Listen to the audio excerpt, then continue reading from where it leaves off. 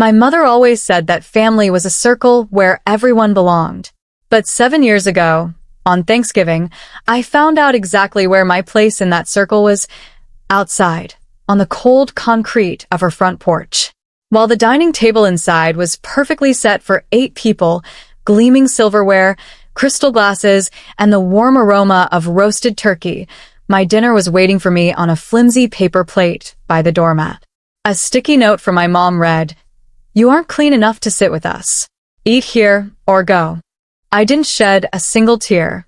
I just took the plate, walked to my car, and drove out of their lives completely. For 7 years, they thought they had successfully discarded me. They thought I was broken. But yesterday, my sister tracked me down at my new address. What she saw made her hand shake so violently she dropped her phone. Then the calls started. 89 missed calls in just 1 hour. My name is Clara, and I am 34 years old. If you looked at my life today, you would see a woman who stands firmly on her own 2 feet, but it took a long, painful journey to get here. 7 years ago, my world looked completely different. It was Thanksgiving evening, and the crisp autumn air was biting, but the coldness outside was nothing compared to what was waiting for me at my childhood home. Growing up, I was always the defined black sheep of the family. My sister Chloe was the golden child, destined for elite universities and corporate boardrooms. I, on the other hand, preferred the raw, honest work of my hands, eventually becoming an apprentice welder and mechanic. My family viewed my grease-stained overalls as a badge of shame. That Thanksgiving, I arrived a few minutes late, straight from a grueling shift at the shop.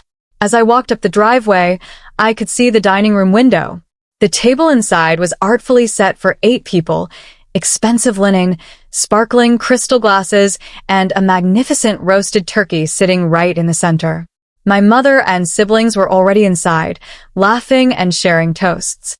But when I reached the front door, I froze. There was no spot for me inside. Instead, resting right on the concrete porch by the doormat, was a flimsy paper plate piled with cold leftovers. Tucked underneath a fork was a bright neon sticky note in my mother's unmistakable handwriting. "You aren't clean enough to sit with us. Eat here or go."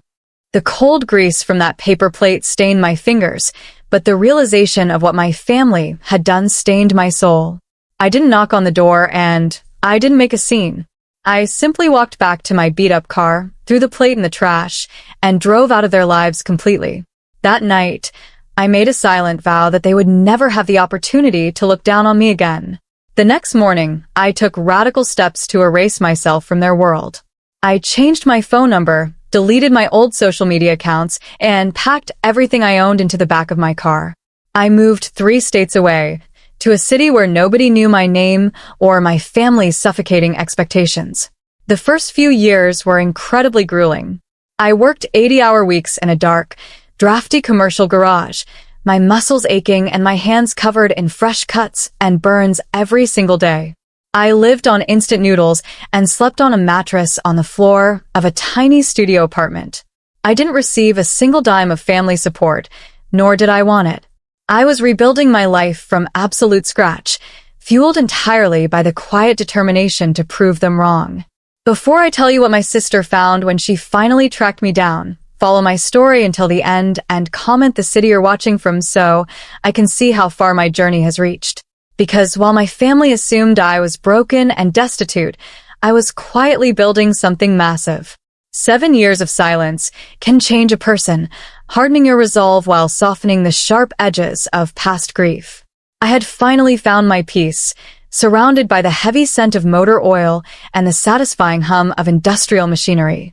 It was a crisp Tuesday afternoon, and I was deeply engrossed in fabricating a custom chassis for a high-end client when a sudden shadow fell across the wide entrance of my open driveway. I wiped the sweat from my brow, pulled off my heavy welding mask, and squinted into the bright sunlight.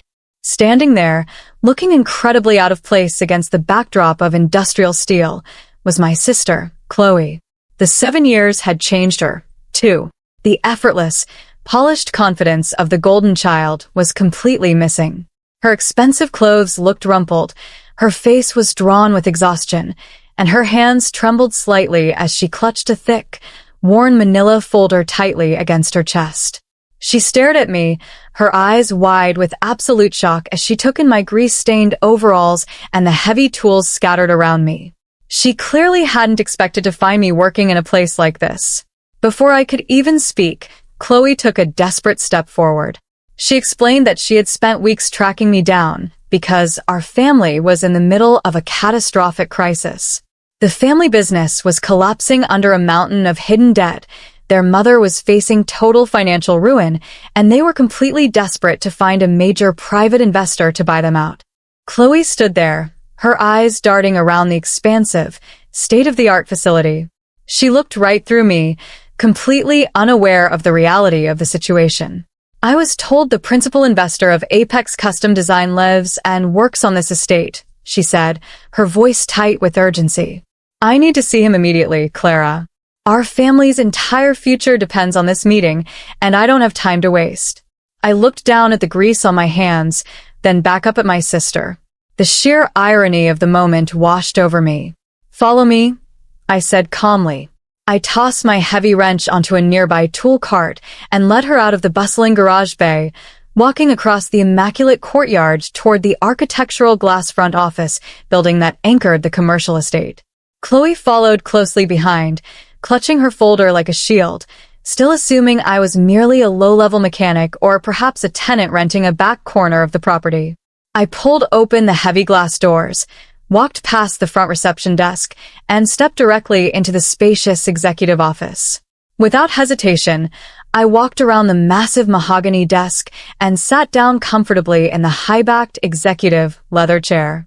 Chloe froze in the center of the room, her jaw dropping as she watched me.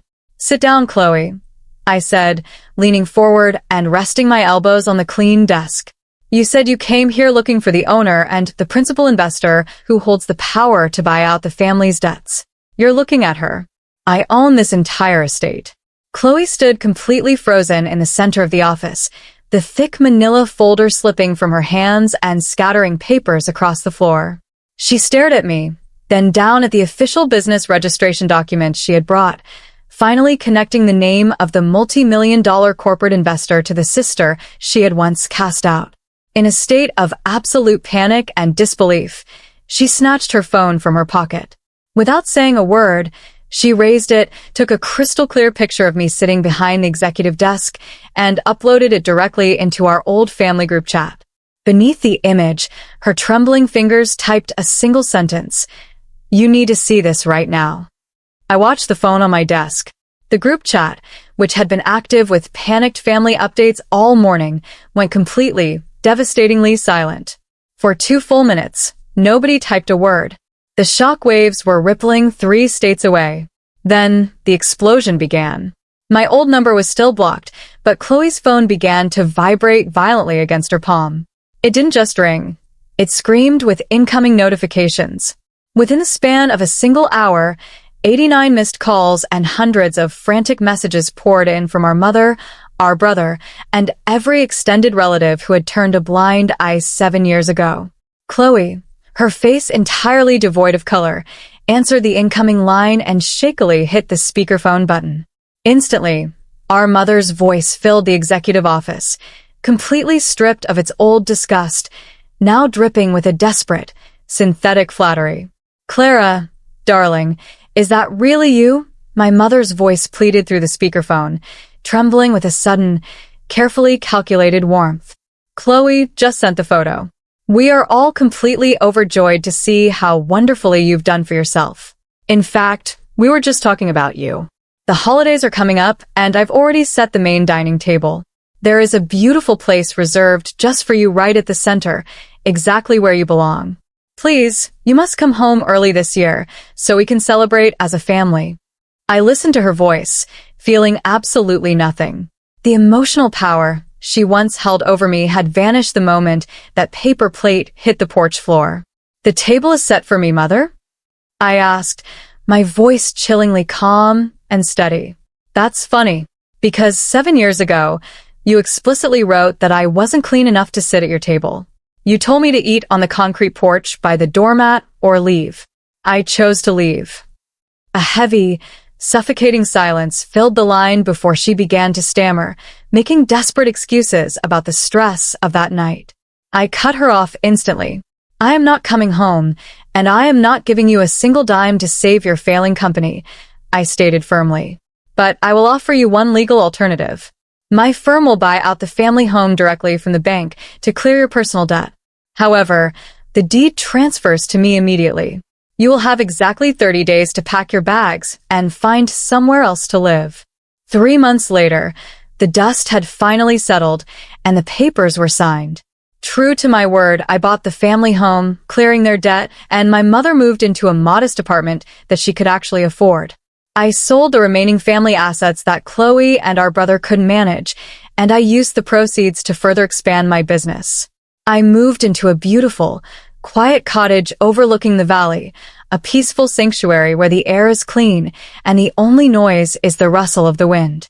For the first time in my adult life, I am living entirely on my own terms, accountable to absolutely no one but myself. But I didn't want my success to just be about profit. Remembering the young woman who once stood on a cold porch holding a paper plate, I established a dedicated foundation. We fund trade school scholarships and provide tools for young women entering blue-collar fields, ensuring that anyone who has ever been told they weren't clean enough for success has a chance to build their own empire. What would you have done if you found that paper plate on the porch all those years ago? Would you have saved your family when they came begging, or would you have walked away just like I did? Comment your thoughts below. And meanwhile, I'm leaving on the final screen 2 other stories that are channel favorites, and they will definitely surprise you. Thank you for watching until the very end.